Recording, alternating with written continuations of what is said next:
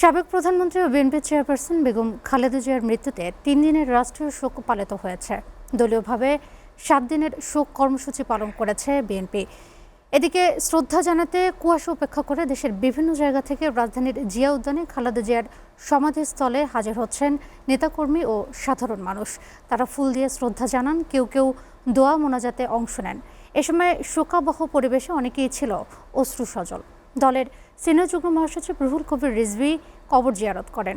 শাহরিয়ার জামান দ্বীপের প্রতিবেদন। বেগম খালেদা জিয়ার প্রতি শ্রদ্ধা জানাতে কুয়াশা অপেক্ষা করে দেশের বিভিন্ন জায়গা থেকে রাজধানীর জিয়া উদ্যানে হাজির হয়েছেন সাধারণ মানুষ। ফুল দিয়ে শ্রদ্ধা জানান, কেউ কেউ দোয়া মোনাজাতে অংশ নেন। এই সময় শোকাবহ পরিবেশে অনেকেই ছিলেন অশ্রুসজল।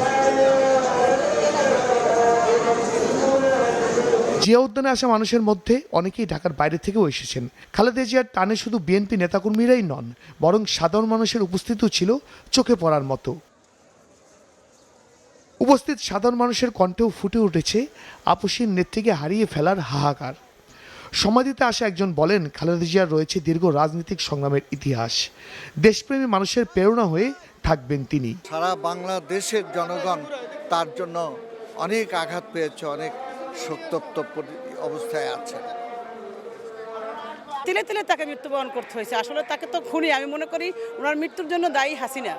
সে শুধু শারীরিকভাবে আমাদের মাঝে নেই, কিন্তু তার সব নির্দেশনা, তার আদেশ উপদেশ আমরা সারা জীবন মেনে চলি। বেগম খালেদা জিয়ার আপোষহীনতার পরিচয় হচ্ছে বেগম খালেদা জিয়া দেশের মানুষের হৃদয়ের স্পন্দনে স্থান করে নিয়েছে বেগম খালেদা জিয়া। আমরা আশা করব এবং আমরা মহান সৃষ্টিকর্তার কাছে ফরিয়াদ করব যে আল্লাহ জানাম আমাদের নেত্রীকে যে জান্নাতের সর্বোচ্চ মাকাম দান করে। সমাধি জিয়ারত করতে আসেন বিএনপির সিনিয়র যুগ্ম মহাসচিব রুহুল কবির রিজভী। তিনি বলেন, বেগম খালেদা জিয়ার আদর্শ ও তার দেখানো পথ ধরেই এগিয়ে যাবে বিএনপি।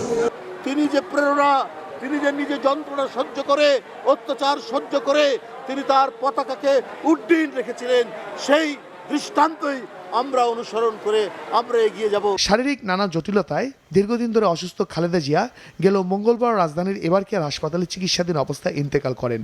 তার মৃত্যুতে 3 দিনের রাষ্ট্রীয় শোক পালিত হয়েছে। বিএনপি দলীয়ভাবে 7 দিনের শোক কর্মসূচি পালন করছে। শাহরিয়ার জামান দ্বীপ, এসএ টিভি, ঢাকা।